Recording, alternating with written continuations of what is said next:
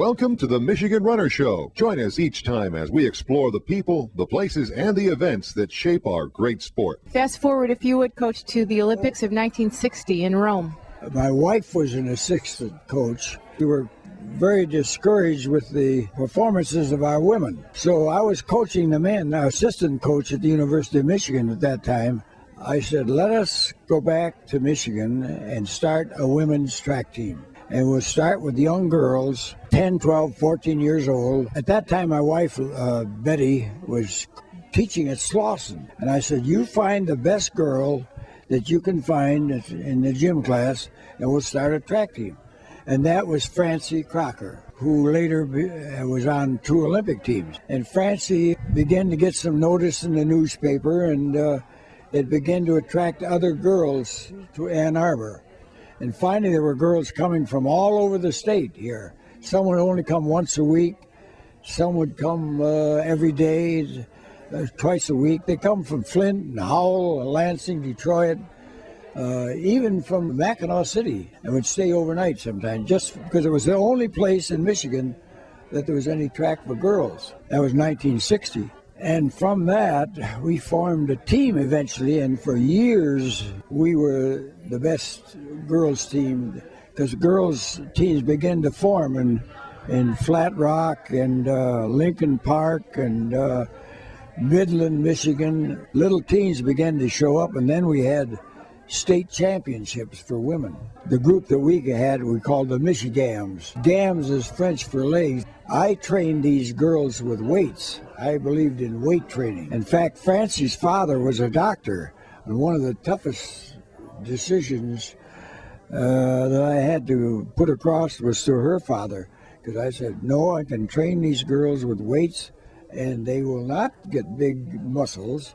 They'll get stronger, and I know weight training. In fact, that's how I got hired at the University of Michigan. Finally, in the 60s, the rest of the coaches got wise to weight training, and then we're just about a par with everybody else. Coach, could you reminisce just a bit about how you got Don Canham, the athletic director at Michigan, to finally allow women to compete and have a team? I was coaching with the men when I wanted to start these girls, and Don said, well, okay, you can use the facilities after we're through. And I also got to use Waterman Gym indoors. I had to adjust the time to when the girls could run, but I did get the use of the facilities. Of course, I was coaching the men at the same time. And then when Title IX came in, my first wife, Betty, had died just then in 74, and I retired. Title IX came in 75. Canham called me back. They wanted me to start the women's track team. Well, we had a club in 76. We didn't have a regular team. I'd gone around the campus and put up ads, tried to get the girls to come in, you know. I went to Canham and said, I'd like to take these girls to the Big Ten. And he said, we don't take clubs anywhere. We don't pay their way. But he said, you've done a good job with these girls, and they've been winning state championships. He says, I'll make an exception. Well, we went there with 7 girls. My wife, Lois, was with me. And of course, I told Canham, I'm not traveling around the country with these 18-year-old, 17 girls alone. Because I was the trainer, the bus driver, the coach, all events, everything. Not just one thing, but all events. And I said, if I take the job, my wife's going with me. And he says, okay. So they'd made their own uniforms. They'd gone to Kmart, bought their shoes, because we didn't have any money. And my wife, Lois, actually was in tears. See our 7 girls coming down. But the great part of this story is 4 years later, we came back to the same venue, the same place, and the girls won the Big Ten championship. You're doing something that you like to do, and you're having fun, and you don't realize what it means as far as history goes, and to see what they have become in the way of nurses, teachers, doctors, lawyers. It's just one of the greatest satisfactions to listen to these girls and realize that you had an effect on their lives and what they have done since they graduated. And you don't think anything of it when you're doing it.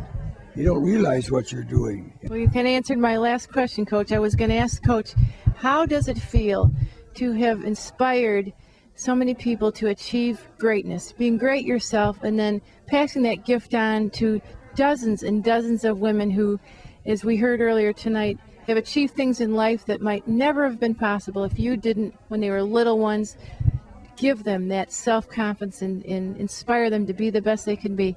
It is. I sat there tonight and listened and realized it hit me then that I did affect all these. At the time you're doing it, you're just doing something you like to do, and you don't realize that you're actually making history. And I look at every one of them that I looked at, there was a story, and I could remember something about them, you know.